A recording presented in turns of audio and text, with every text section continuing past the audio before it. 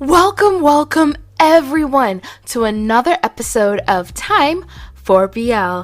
This is the podcast where we review movies, TV shows, novels, and comics, all in the boys love genre.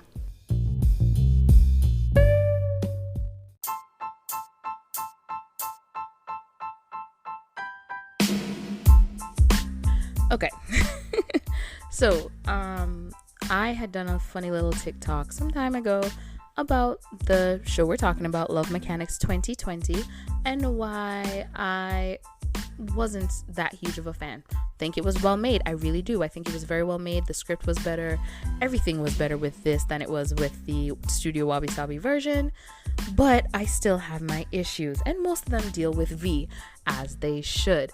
So let's go ahead and talk about Love Mechanics 2020, which came out from We TV. So happy that they came out with it because, like I said, 2022, sorry, Love Mechanics 2022. The 2020 version was with Studio Wabi Sabi. They did The End of Love, they did a couple different stories, and I couldn't even finish it. It was so bad. I was excited to see what the redo was going to be. I really was hoping that the redo was going to be Bar and Gun. But then I saw Bar and Gun are in it, but it's mostly going to focus on Love Mechanics V and Mark. So V is friends with Bar. He's getting hit on by two separate juniors. One is Gun, one is Mark. Now he is into Gun, and Mark is still like pushing. He wants to be in Bar's life. He wants Bar to like him back. But once Bar has decided that he's definitely going out with Gun, he is not going out with anyone else, Mark finally is backing off. But before that happened, he's still trying to convince Bar to give him a chance as well, because he's not with Gun yet. One night he goes to a bar, he gets wasted, and V sees him, feels sorry for him, takes him home so that he has somewhere safe to sleep for the night. And when Mark thinks that he's spending the night at Bars and decides to give another Hail Mary while drunk, V takes advantage of the opportunity and has sex with Mark. Tries to get Mark to stay for breakfast the next day. Gonna rape a dude and then feed him the next day. So it's okay. You see, he's into it now. Anyway, so V is supposed to be spending that time with his girlfriend Ploy. They had made plans. He canceled on her, and this is what leads to him assisting Mark for the night. He assisted him in bed. Now we also have to talk a little bit about New, who is one of the friends of V and Bar, who's really interested in Mark and even asked V for help, especially now that Mark seems to be trying to get over Bar, because he's now seen as obvious Bar is going out with Gun. He needs to back off.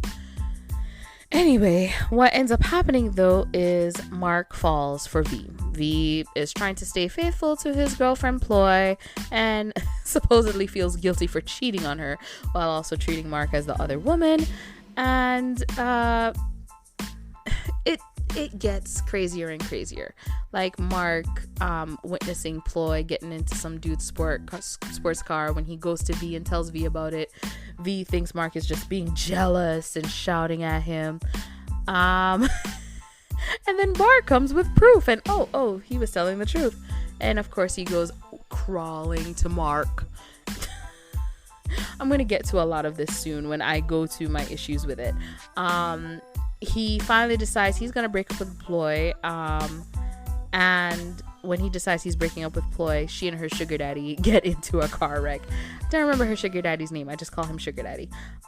So of course at this point now the evidence is definitely there. She's admitted to it, and she cries and apologizes to him and asks if they can just go back to the way they were. He decides to forgive her. They get back on track. They look like they haven't skipped a beat. They're back in their relationship. Now sugar daddy comes over to Ploy's apartment. He begs to get her back. And at the same time, New, who again was into Mark, is over at Mark's apartment because he had taken Mark home, and Mark is trying to get him out. V comes out to the balcony just in time to see Mark pushing New in. He starts crying. Ploy and V decide that they're gonna take a break so she can really think things over and see who she really wants to be with. And of course, V eventually goes crawling back to Mark, who again gives him another chance and takes him back. And V finally decides he needs to move on from Ploy and he's gonna stay with Mark. And when he and Ploy finally meet up to officially end things, he's finding out that her sugar daddy is beating her. She's a battered wife, and when he's trying to defend her and protect her, random men pop out of nowhere and help him beat up V. Ploy takes him to the hospital, and while he's there, he runs into some of his friends. Because he's been gone for hours, Mark is worried and he is walking around town. Why? But walking around town because V hasn't been back yet. So he ends up running to New and a bunch of the friends who know about the relationship between the two of them. And they're like, we're gonna help you find him. I've skipped over a whole bunch at this point because there's also the beach scene where he and Mark basically announce their relationship to everyone. But I'm skipping over it because it's not important to what I'm going to discuss. A lot of the things I'm skipping over, it's not important to what my issue with this show is. But yeah, they find out that Mark was in the hospital. V was in the hospital. So they go to the hospital. He's not there. They go to the cafe that he met Ploy at, and they witness Ploy kissing V. They're all angry at V, shouting at him like, how dare you do this to Mark after everything. Mark is furious and leaves, and V is trying to get forgiveness, but Mark is done with him at this point and lets him know that he doesn't even want to hear his excuse. Ploy goes to V's friends and she explains the full situation. She lets them know that she is the one who kissed V. He had nothing to do with the kiss. They've decided they're going to try and help V get back with Mark, but Mark seems to have moved on with some old flame from his hometown. And yeah, V decides, all right, he's gonna let it go because he just wants Mark to be happy. He tries winning him back, but in the end he decides, you know what, Mark deserves happiness, so I'm if I need to stay out of his life so he'll be happy, I'm just gonna back off. While the engineering moon, the person who won the moon and star competition for the boys, he's unavailable for a photo shoot, so Mark goes in and subs to be a model for some like calendar thing that they're doing for the college. And while he's there, he sees V again. They have to take some pictures together, and of course, because V and Ploy were the star and moon for their year, Ploy is back, and the two of them are waving to each other, talking, and they're very friendly, and people are suspecting if they're back together. Mark is heartbroken because he is for some reason in love with this waste of space trash named V. Anyway, later at the bar, because he decides he wants to just go get drunk, it turns out everyone is coming to that bar to celebrate after the photo shoot, and he sees V and Ploy having fun together with everyone, saying hi to each other, talking, blah, blah, blah. He goes to the restroom, runs into Ploy, who tells him that what he saw was a misunderstanding, and he passes out. When he wakes up the next day, he sees V is in his room, and he finally just gives him a chance to explain everything. And they basically decide to pursue a relationship again. Well, more V has to grovel and win Mark back. Now all this to me was kind of what was wrong with the show. The cheating storyline, I feel like it could have just been done better. Like I said, the production of the show was very good. The story with the cheating, it wasn't done as well as it could have been. I'm sure it's exactly as it was in the book, but it just feels very woman hating to me. And if you're going, wait, what? Yes, that's what I had a problem with. It felt like a woman hating story. Here's what I would have done with the cheating story to make sure that we still have a good toxic storyline, but it doesn't treat the woman like crap. So have it the same way with V cheating on his girlfriend with Mark. He's feeling guilty both to Mark and to Ploy, and everything plays out as is. Okay, so he is hearing from Mark that he saw Ploy with another guy. Ploy is still saying that she has to work on this with friend, that with a friend, and then he finds out from Bar, here's the pictures of Ploy. Yeah, she's cheating. So he is like sobbing to Mark. Mark takes him back, all that stuff. And when he finally decides, okay, I'm going to end things with Ploy, she still gets in the car crash with Sugar Daddy. She still apologizes to V for cheating and begs for forgiveness, and he has to break down as well and tells her the truth and lets her know that he cheated on her with Mark the night that she decided to let this guy who's been like talking to her give him a chance is the night that he cheated on her with Mark. They both decide they're going to continue their relationship. They're going to completely forget both of these guys. They're going to block them. And one of the things she's going to do is move to a new apartment so that one, Sugar Daddy can't find her. He can't just show up at her place. And two, they're not living beside the guy that he cheated on her with. So they've made this decision. They've agreed to it. She's already made the moves to move to a new apartment. And while they're spending a night packing their stuff, is when Sugar Daddy comes to the doorstep and begs her for forgiveness. Okay? So at the same time, VC is new over at Mark's place. He's listening to her talk to Sugar Daddy at the doorstep, and when she finishes talking to Sugar Daddy, they hug. She hugs Sugar Daddy, and when she goes out to V and she sees him staring at Mark's balcony, the two of them really talk about it and decide we need a break from each other because we just decided to rush back in and try and get things back to where they were, and we haven't even fully covered the fact that we were out cheating on each other with other people. So we get the scene with V fleeing like a thief in the night. Everything continues with V pursuing Mark, and then when he's moving in, he's going to go to properly end things with Ploy. He even explains to Mark that, we had decided to move because she found out I was cheating with you, and so we had gotten a new place. So I'm going to call her up and I'm going to go properly end things. And when they meet up, they're both actually truly happy. She is happy with Sugar Daddy. It couldn't have gone better. She's realized that if she had just opened up to Sugar Daddy more, she would see that he's not just a paycheck, and how much she undervalued him and kind of treated him as just someone to buy her things and didn't give him the opportunity to love her the way that V was loving her, because she thought V filled the love capacity and Sugar Daddy fills the money capacity, and now she's realized Sugar Daddy is everything that she needed. V is also telling her about how happy he is with Mark and how everything is great with Mark, and he's getting ready to move into Mark's apartment, and they're both truly excited for each other. Now, this is where we can play with it.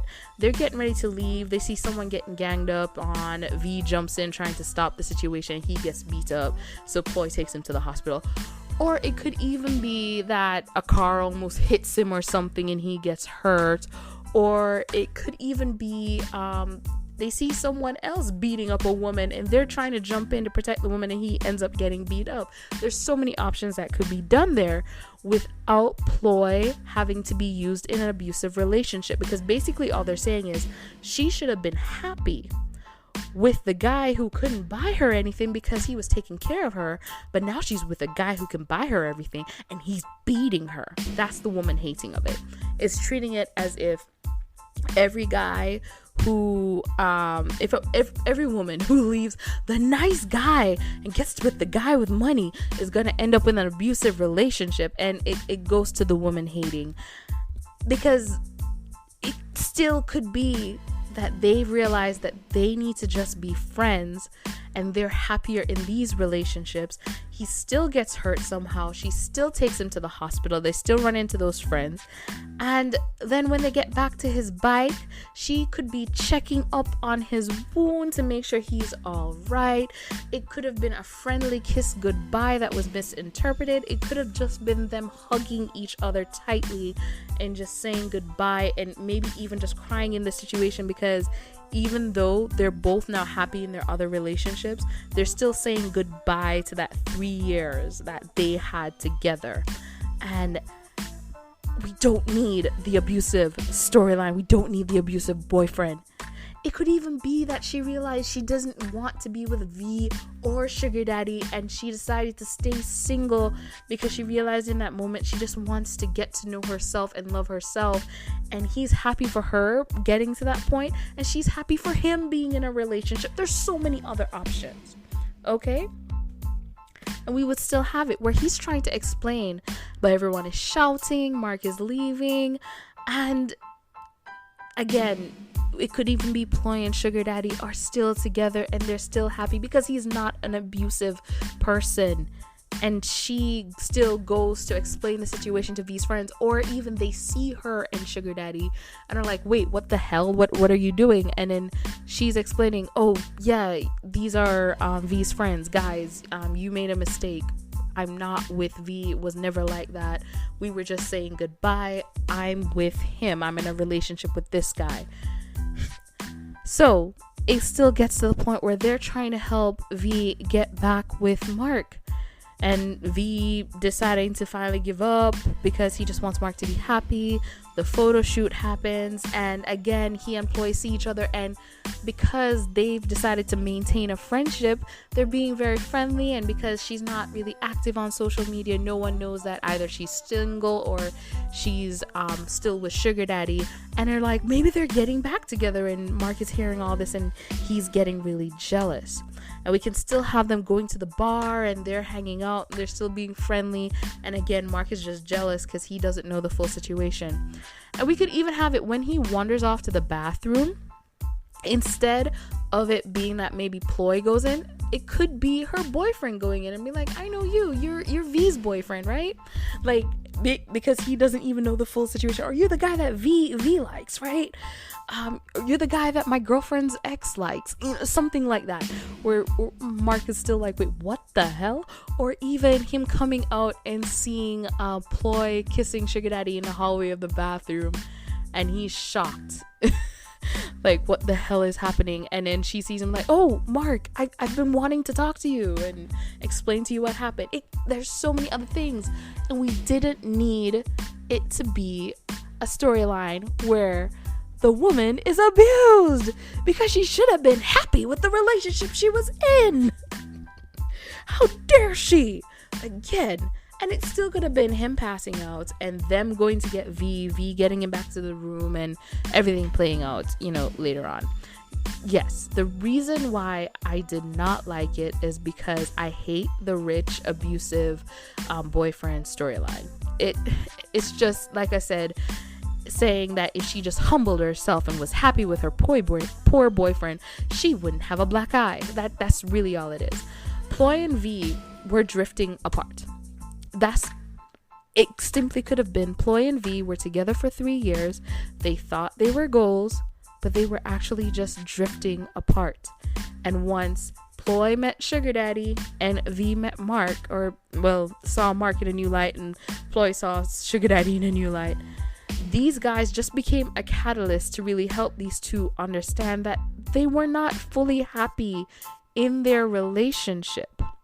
But the fact that only the man is allowed a happy ending while the woman must learn her lesson is why I have to give this show a 5.5 out of 10. We can keep it messy. We can keep it toxic. But we gotta stop having women treated like punching bags in these stories. We gotta stop treating women as expendable in these stories. Yes, it's a BL.